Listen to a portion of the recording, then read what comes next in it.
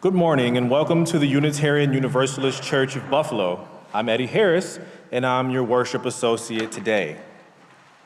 So everyone joining us, either here in our beautiful sanctuary or online, we are glad you are here, whether this is your first time or your 1,000th time, whoever you are or wherever you are welcome here as you are.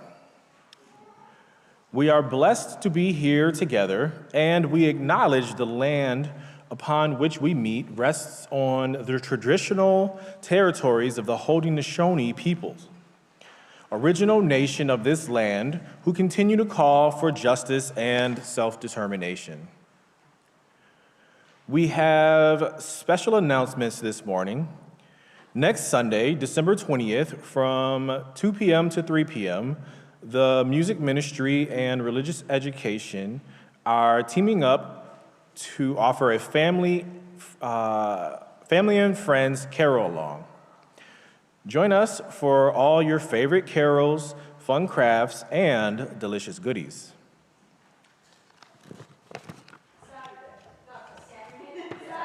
Oh, you know what? I am so sorry. Yes, Saturday, December 20th. That makes sense, right?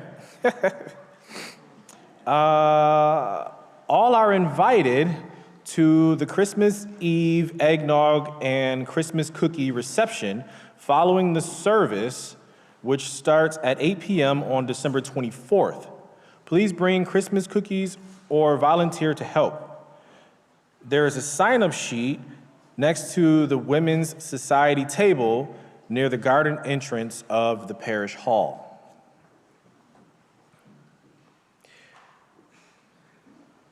Today's second hymn, Joy to the World, will give you a taste for the joyful songs in store. And now let us take a moment to deepen our connections by greeting our neighbors.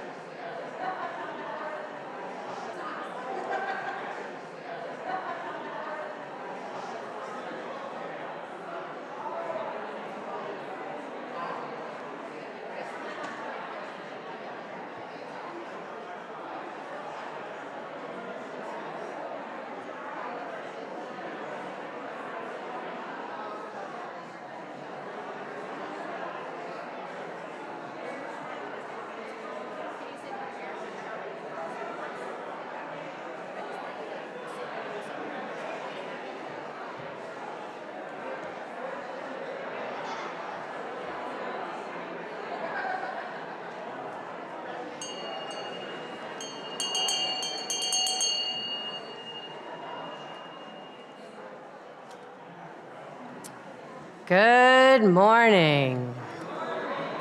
If we haven't yet met, my name is Reverend Bethany Russell-Lowe, and I have the great pleasure and honor of serving this congregation. Our words for call to worship come from my colleague, Reverend Hannah Roberts-Villeneuve. In this season of long, cold nights, hope isn't waiting for us to find it. Hope is sitting patiently on the sidelines. Hope is seeking out the forgotten places. Hope is seeking every corner where tomorrow seems impossible. Hope bursts in uninvited without concern for our carefully crafted plans. Hope shows up in the lamp that keeps burning. Hope shows up in an improbable baby. Hope shows up as the sun returning without ever having left. Hope shows up as tomorrow, and then tomorrow, and then tomorrow again, until against all odds, we feel the future breaking on the horizon. When we are weary from the battle, when empire seems inevitable, and when darkness is growing around us, hope comes to claim us, and we have the chance to say yes. Come, let us worship together.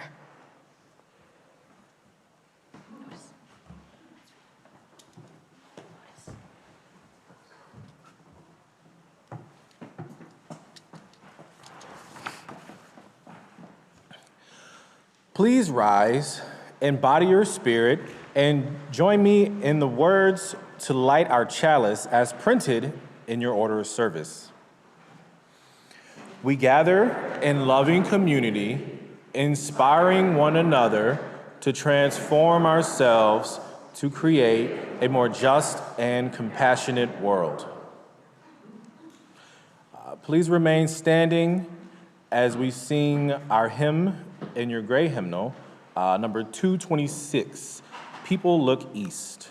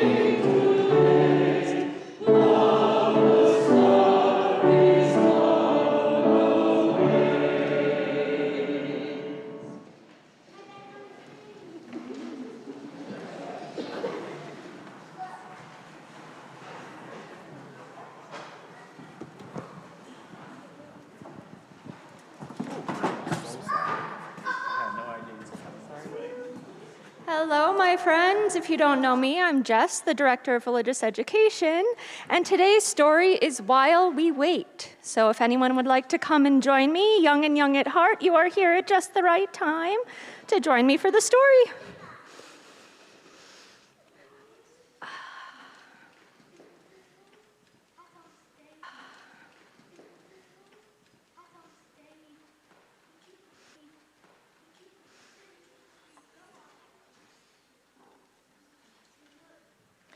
While we wait. Everything is ready. There's nothing left to do. Grandma says to fill the time, let's sit and knit and wait. Gran picks up her needles. I go get my spool. Then side by side, we settle down to sit and knit and wait.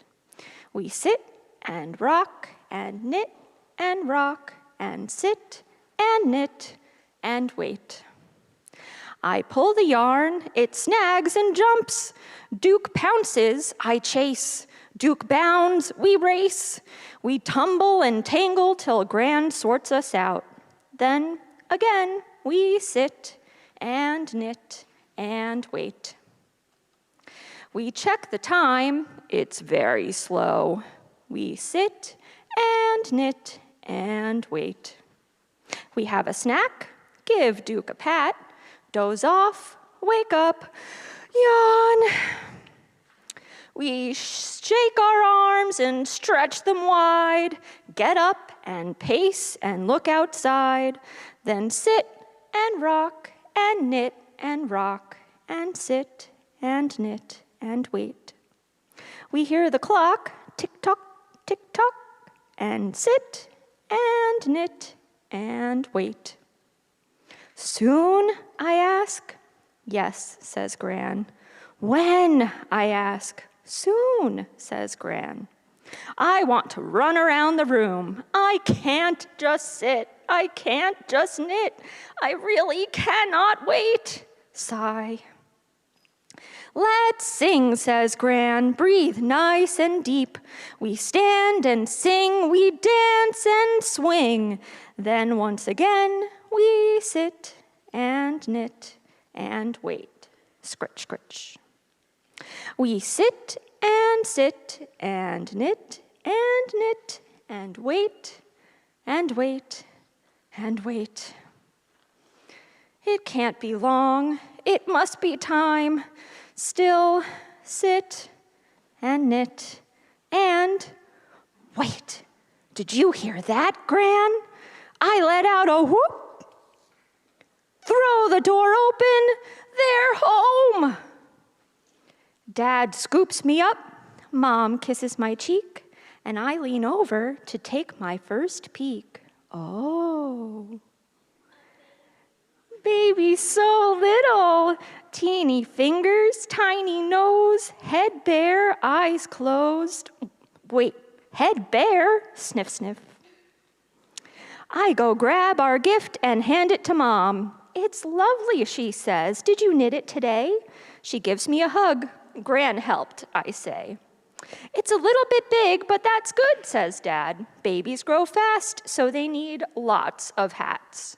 Yay, I say, we'll knit hats galore. But right now, I'm happy to sit and not knit and not wait anymore. The end. Have you all ever had a time where you had to sit and wait and wait and wait for something? No? Well, that's lucky. Yes? And what did you do to pass the time?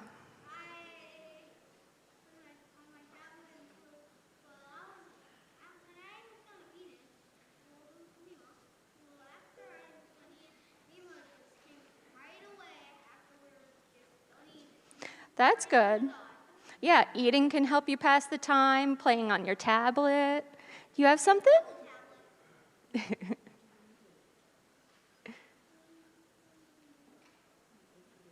Wait for your mom. That's good. I know when Christmas comes, I always used to feel like I was waiting forever to Christmas for come, right? Yeah, Zoe? And it's almost Christmas.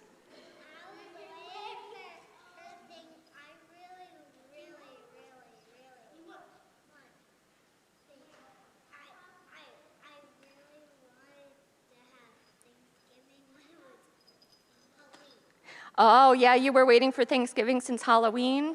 That's a long time. All right, my friends, let's go to our classes.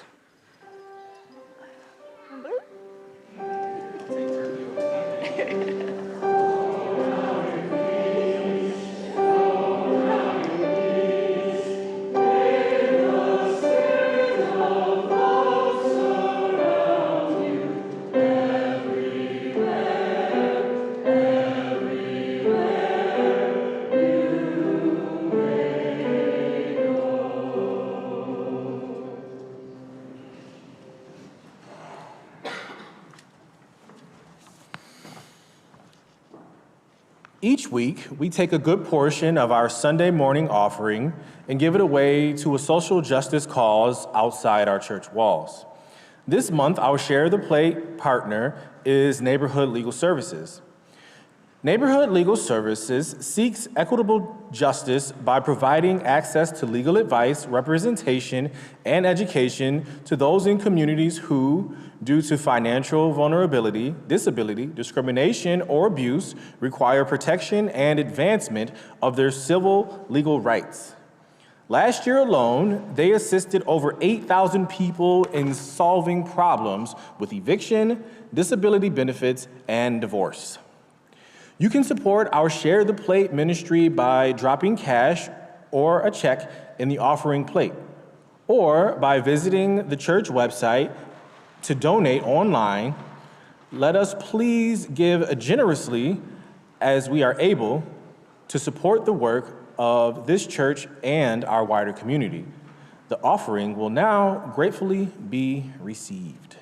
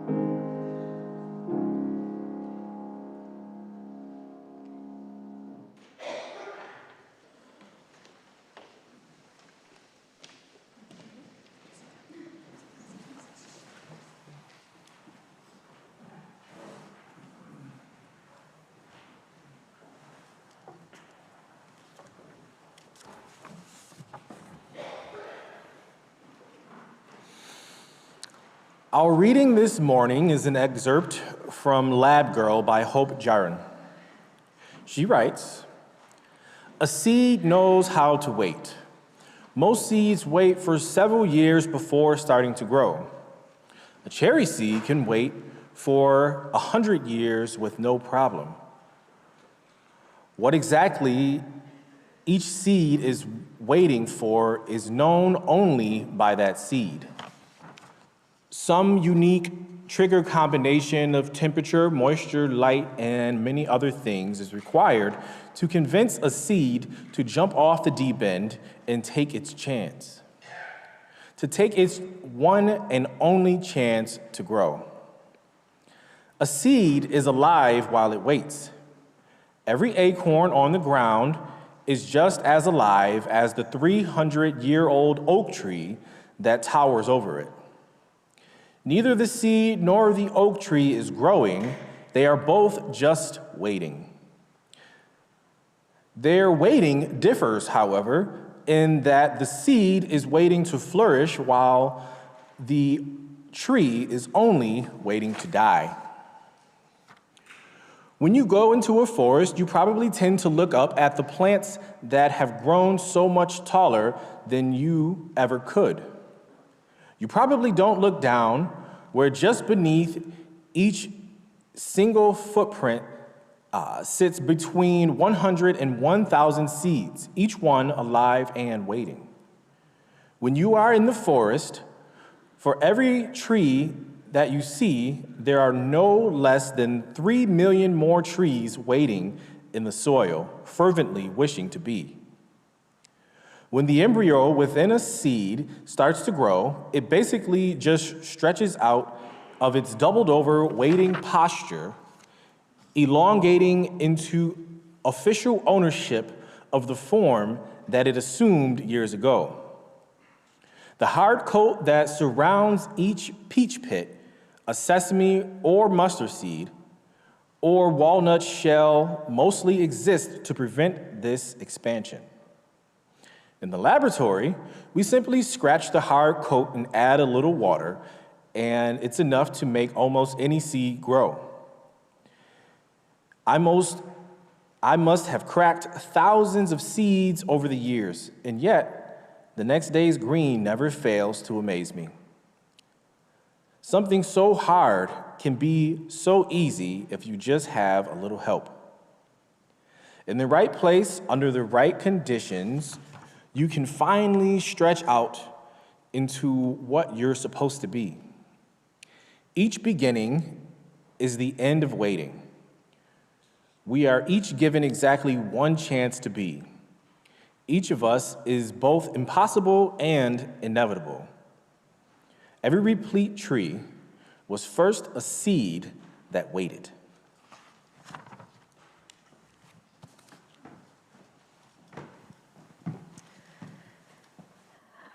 During our pastoral prayer time today, I thought we could have a collective imagining of those seeds lying in wait, or that thing that we're knitting and rocking as we await.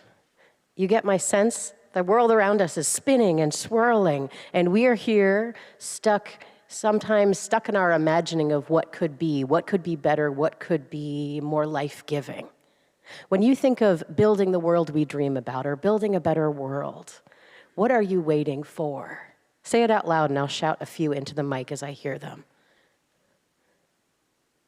What is the better world you're waiting for? Yeah, I heard something mutter. Peace, yeah, that's simple. There was something else? Generosity? Springtime, all right. We're not even in winter yet, Bill. What else? Acceptance? Empathy? Love, caring. Yeah. So the seeds of that better world are already in us, right? You said them, you felt them, you identified them. May we, with our bodies, with our voices, with our dreams, with our hearts, and with our lives, be part of making this better world possible. Before I invite you to share whatever joys and sorrows are on your mind and heart today, Caitlin Steinberg wanted to let you all know that she is going to be an aunt again. What a joy, Caitlin. Thank you. Yes, you can clap for Caitlin being an aunt. And if you ever want to make your joy, sorrow, or something else known to the congregation, you could email me during the week, or this table at the front, and there's one in a similar place in the back, has little yellow cards. You see a corner of one behind my script. You could fill that out and get that to the worship associate or me, and we'll announce it.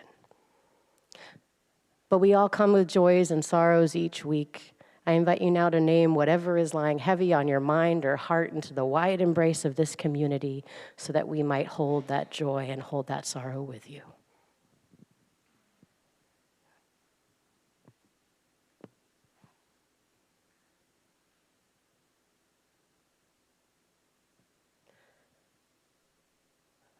For the joy of silence, for the care we give each other, let the congregation say, Amen.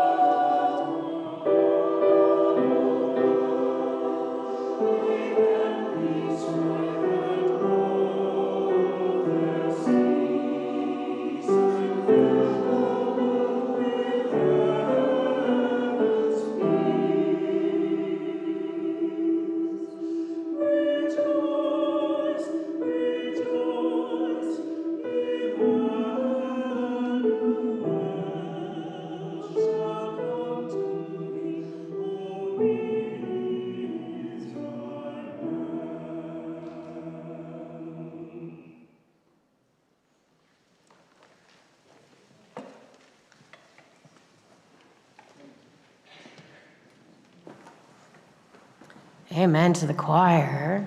Thank you. Beautiful pieces this morning. Our reading this morning is from a comedian, Jason Salmon, and I'll admit that I found this reading through a colleague when I said, I'm preaching on sports for the first time ever. And this colleague sent this, and I think hearing it in the comedian's words, it's not funny, it's a story. I think hearing it in his words will be most effective, so take a listen. Inviting us to wait and be patient. I just want to tell you that this is not Here a we are. story about sports. It was inspired by watching the LA Dodgers World Series parade, and I am going to talk about baseball, but it's not a sports story. It's a story about my dad and the Texas Rangers. There are sports in it, but I promise, my dad was a Texas Rangers fan before I was born. They were his team, then they were our team. Now they're just my team. They were bad mostly, but we loved them. It's a story about love. We loved the Rangers like parents love a kid who just seems to stumble through life. They were like that good friend who can never seem to find love, because neither love nor baseball are easy. Sometimes it's their fault, sometimes it's bad luck, sometimes it feels like failure's destiny, but you keep stepping up to the plate and you take another swing, because both love and baseball take work, and to win it both requires resilience and a little bit of magic. In case you didn't think this metaphor was long enough, winners in both usually get a ring. This is a story about language, about a father and a son, neither great at expressing feelings, but each very capable of a full-on hug after a Josh Hamilton walk-off home run. Rangers gave us a metaphor to broach deeper topics, that the season's long, failure's inevitable, and if you can just make contact, something good might happen. That's therapist-level advice dispensed while not even making eye contact. We watched the entire circle of life as Nolan Ryan pitched his superhuman seventh no-hitter in a season he couldn't even finish because of a disappointingly human bad back. It's a story of connection. My dad hated to talk on the phone, except when it was the final 3 outs of the Rangers beating the Yankees to go to the World Series. We watched them lose that World Series, and then the next one. Not making the playoffs is like a breakup, but losing the World Series, that's like being left at the altar. That was probably my dad's last memory of baseball. We still watch because he still spoke the language, but eventually he lost that too. Then he lost the ability to speak and to feed himself. And I still watch the Rangers on TV, but when I was in town, I spent my time with him, feeding him, helping him drink. Then they started winning, and that was magical for me. They won undefeated on the road in the playoffs, and they won it all, and I had no one to call. But I wanted to share it with a man who shared them with me. So the next year, I went on a road trip to all the stadiums they won in. I went with fellow comics and friends. I had a good time. I bought souvenir cups, and the Rangers lost a lot, just like the old days. Then I went and fed him his food and gave him his drink, but this time it was out of a bunch of souvenir cups his goofy son had collected to share with him. That was one of the last times I ever saw my dad. I gave him a bear hug before I walked off. Congrats to the LA Dodgers, this year's 2023 Rangers, because you made a lot of people happy. And some, I bet, were for reasons that weren't about sports. It was good enough. We could end there, but some of you won't be surprised to know that I was a good student. But even I was distracted on October 25th, 2004, my sophomore year of high school. It was the 4th game of the World Series, and the Boston Red Sox were playing the St. Louis Cardinals. The Red Sox were the favorite team of just about everyone in eastern Massachusetts where I grew up, except for one person, one lone Yankees fan in my high school homeroom. And that fall day, they were 1 game away from winning the World Series. Now, that would be exciting in itself, but what made this day even more exciting was that the Red Sox had not won the World Series for 86 years, since 1918. Like our reading, this isn't a sports sermon. I'm going to talk about sports, but this isn't a sports sermon. It's a sermon about hope. It's a sermon about rooting for the underdog, staying loyal through wins and losses, and about how that just might be practice for building the world we dream about. Growing up, my family took the train into Boston at least once a year to watch the Red Sox play at Fenway Park. We would sit on those rickety bleachers adorned with bees and red, white, and blue attire and watch our beloved team win and lose. We would sing Sweet Caroline and Take Me Out to the Ball Game. We would chant Yankees Suck to establish our loyalty. It's the only time I'll say that word from the pulpit, I promise. And 1918, to remember how long it had been since our team won it all at the World Series.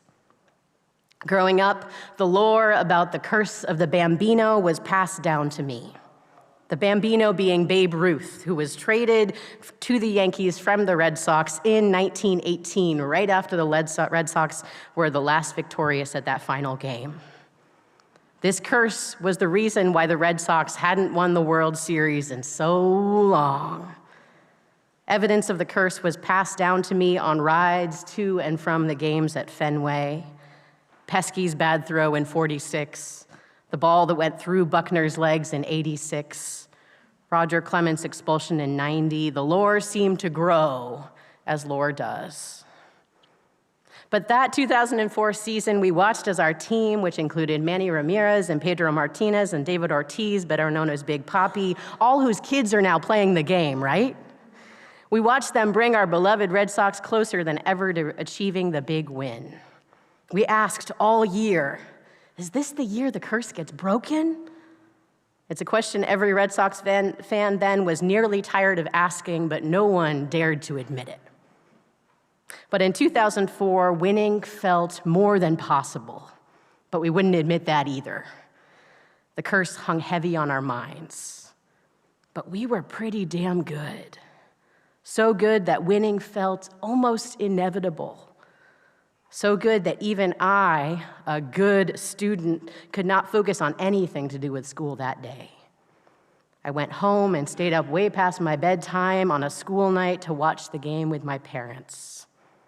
And many of you already know the ending. They won. In my family's living room, there were shouts of joy and tears of gladness. And within minutes, neighbors were driving their cars up and down our sleepy suburban street, honking late into the night, a sign of communal celebration. They won. And maybe more importantly, the curse was broken. We say Yankees suck a lot less now. The waiting, the loyalty was all worth it. Hope was reborn in Red Sox Nation that night. And I share this story to say, I know something of what it is to be a Bills fan. I know what it takes to root for a team when they're winning and when they're losing. I know the agony of waiting for the win that feels simultaneously unattainable and also just within reach sometimes. And I know that the agony doesn't replace the hope. I know that the hope is what remains when the disappointment subsides. Before I moved to Buffalo, a lot of people told me that the Bills are a pretty big deal. It was something I had to see and experience to understand. And what I've come to see my first few months here is that Buffalo rooting for the Bills is about more than football. Sure, it's about football, but it's also about something more. It's bigger than fandom. Buffalonians' love of the Bills is something of a practice of hope, sure for the team, but also for the city and maybe even for ourselves. I feel this type of hope alive in Buffalo, for the Bills, for the city, for this congregation. Buffalo and Bills fans, even this congregation, they have seen some stuff. They've had high highs and low lows, and even so, they are here. We are here, still hoping for a better future for our team, our city, our congregation. And I say we now because I found it pretty easy to root for the Bills since moving here. My geographically convenient rooting for the Patriots fans has subsided. In fact, my family thinks pigs must have learned how to fly because of how much football I've been watching this fall. But this is not a sermon about sports, right? It's a sermon about hope. Hope that a curse can be broken. Hope that if we believe, the miracle will come. And also, hope that our world will be brought out from under the thumb of empire. Hope that we, with our steadfast determination, will be part of making all of this real. This is the time of year when Christians observe Advent, the 4 Sundays before Christmas, when they await the commemoration of the birth of Jesus Christ, their God, the King of Peace, the bringer of love, hope, and joy to earth.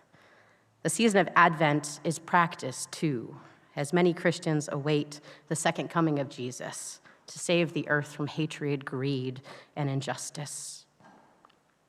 When I first grew familiar with Advent, I was in seminary. I didn't grow up with this knowledge of what this was, and I was uninspired, to say the least.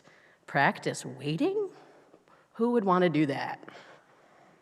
Some of my Christian classmates, particularly the ones who said Advent was their favorite season, I didn't understand them at first. I couldn't believe them. Helped me understand that Advent practice of waiting is an active waiting, an engaged anticipation, a time to consider the values that their prophet Jesus inspires: radical love, hope for the world, justice for the oppressed, and to imagine how, as we dwell in these values, how we might make them come alive in us and in our world. Advent is a time to rekindle our connection to hope, and for Unitarian Universalists to imagine how we might build heaven here on earth. Advent is a yearly opportunity to practice waiting for the world to come, waiting to imagine not only our desired future, but also what that future calls us to. One day, love will rule our hearts, so how shall we love neighbor today? One day, peace will orient all actions, so how shall we act out peace today? One day, justice will be the whole community's mindset, so how shall we think justly today? And this is where I think that being a Bills fan, or an early 2000s Red Sox fan, or an almost any year Texas Rangers fan, I've learned, is something of an Advent practice. One day our team will win it all. So how can we convey our loyalty, our hope, our anticipation for all the hard work today? Bills fans know how to wait. We know how to not give up hope just because of a small or big loss. We know how to feel the disappointment and move through it. We know that hope makes us stronger, and sometimes, in some moments, that's enough. Being a Bills fan is an Advent practice, a practice of waiting for one day to come and holding on to hope today, regardless of the outcome. In waiting for our team to win it all, as we dwell in the hope of that year that will come, we are learning what it means to wait for a long-held goal to be realized. The goal that might be our team winning the Super Bowl, or that goal might be creating true love, peace, hope, and joy here on earth. So what do we do while we're waiting for the Super Bowl or the redeemed earth?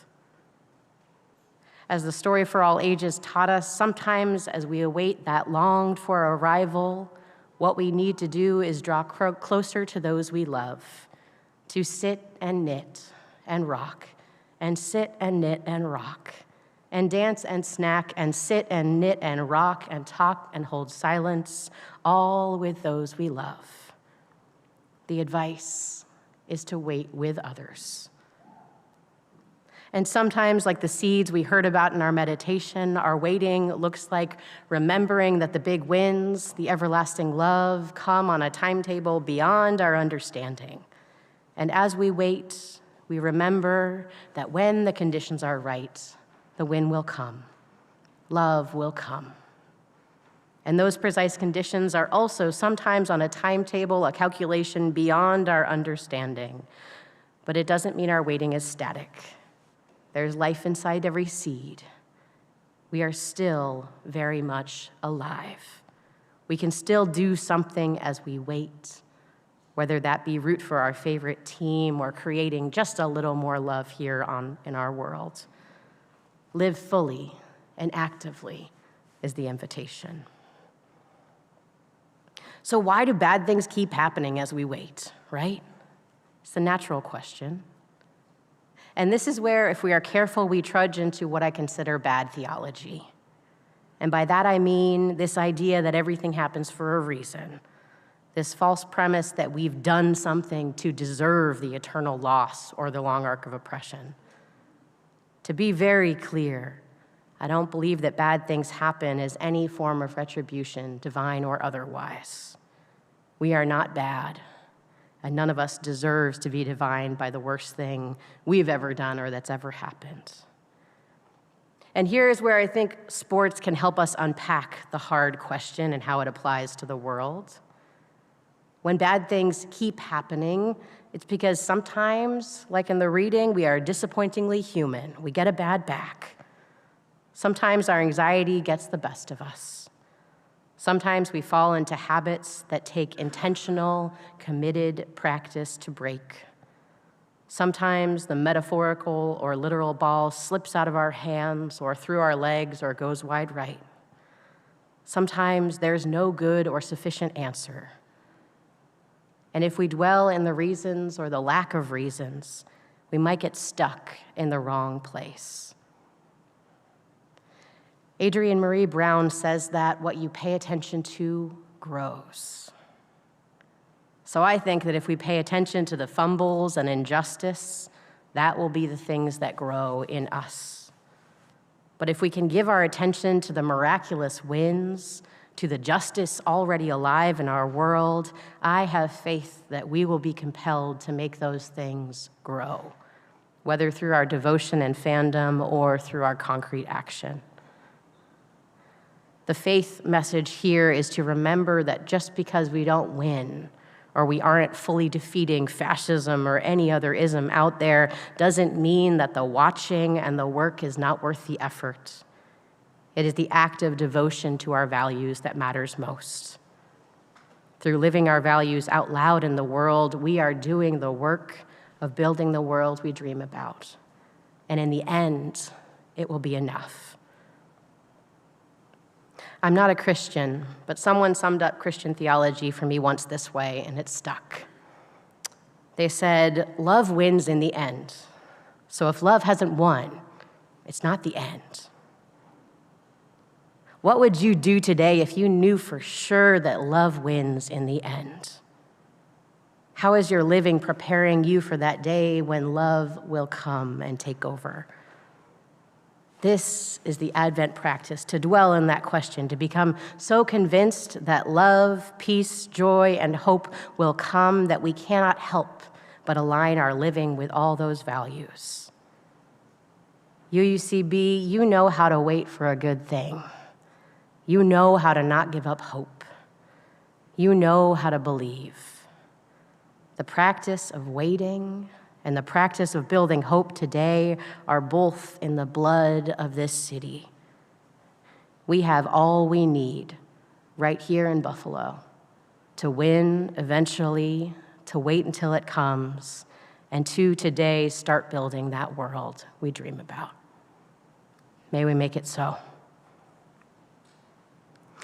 To help us imagine that world and remember that it is possible, maybe even right here in little seeds, we are going to sing together, Joy to the World.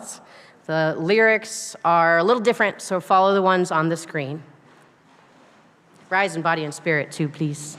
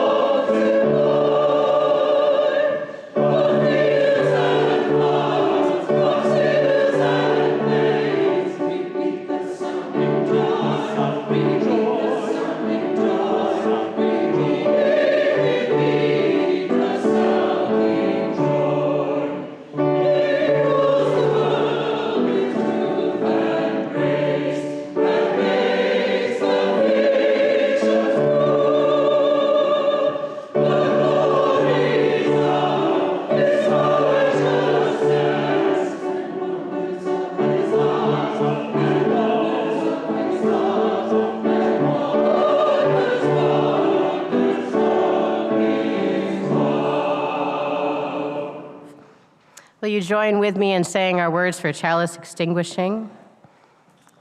As we extinguish the flame of this chalice, may we carry its light with us into the world in the power of peace, faith, justice, and love. And I think you know the benediction words. They're from the patron saint, Josh Allen. Can you say them with me? Be good, do good, God or someone bless, and go Bills.